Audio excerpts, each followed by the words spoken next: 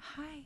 Kena Bridge of Spirits made a hell of a first impression at the PS5 reveal showcase last year, and every trailer since then has reaffirmed that Ember Lab's first game looks to offer a beautiful world with moving, evocative art and imagery. That's no surprise given the studio's animation pedigree, but after nearly an hour and a half playing an early section of Kena, I'm just as intrigued by its fascinating melting pot of gameplay ideas.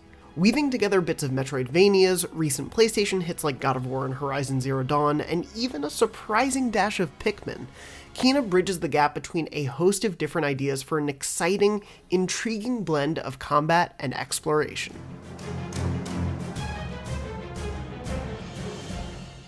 At the core of Kena's combat systems is a Souls-light set of abilities, a light attack, a heavy attack, and the chance to parry using Kena's pulse ability when it's timed just right. It's easy to become surrounded if you're not careful, so it's important to always keep an eye on the wider battlefield, but playing at standard difficulty, things felt balanced enough to be engaging but not frustrating.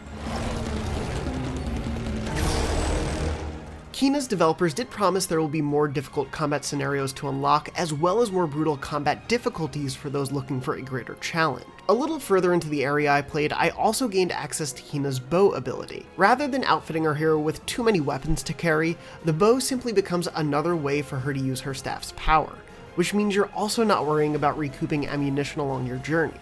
Instead, the bow has a number of shots that automatically recharge over a short bit of time. I definitely appreciated the extra layer to both fights and exploration with the bow's addition, and I'm glad to see it comes relatively early in Kena's journey. Kena's abilities tied to unlockable skill trees and the series' adorable Pikmin-esque rot are where the combat really comes to life. These cute creatures, for which you can unlock a host of cosmetic-only hats throughout the adventure to make them even more adorable, can be used in a variety of ways that can really tip a fight in your favor. Tied to a meter akin to Ghost of Tsushima's resolve circles, you can build up energy, known as courage, with successful kills and from the environment to allow you to use these special abilities. One of the first unlockable ones is the ability to use the rot to temporarily freeze an enemy in place. The skill is not only vital to thin out the herd and allow you to focus your attacks on particular enemies, but Ember Lab has smartly made it a vital combat asset during some battles.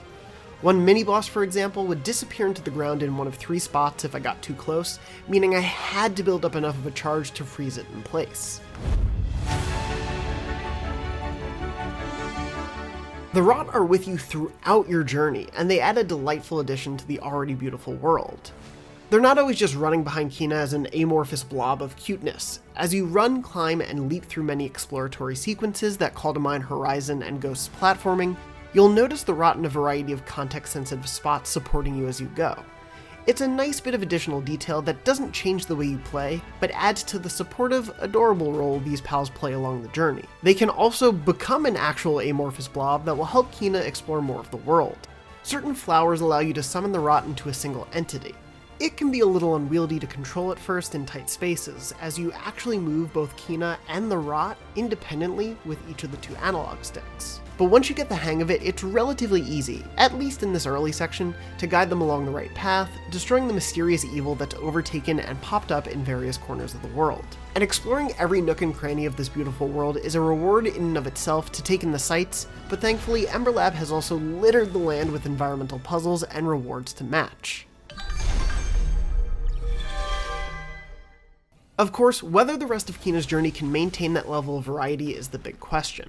But my time with Kena was a delightful and at times surprising reassurance that Ember Lab's first project seems to have all the gameplay elements to live up to the potential its reveal trailers teased.